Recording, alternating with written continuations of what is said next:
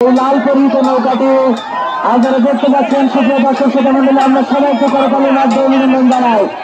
প্রথম বিজয়ী লাল জার্সি পরিহিত নৌকাটি আমরা দেখতে পেলাম।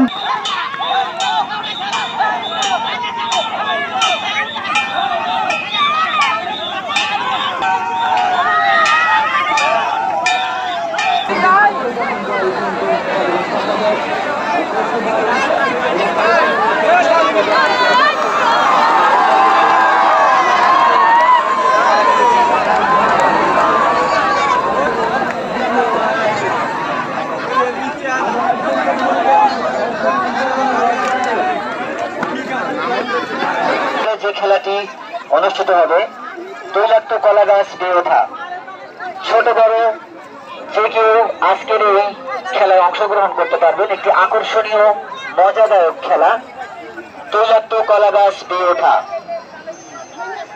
যিনি প্রথম হবেন তার জন্য রয়েছে আকর্ষণীয় পুরস্কার, এবং মহিলাদের জন্য বল দেখা বিপদ। এই খেলাটিতে রয়েছে আকর্ষণীয় পুরস্কার।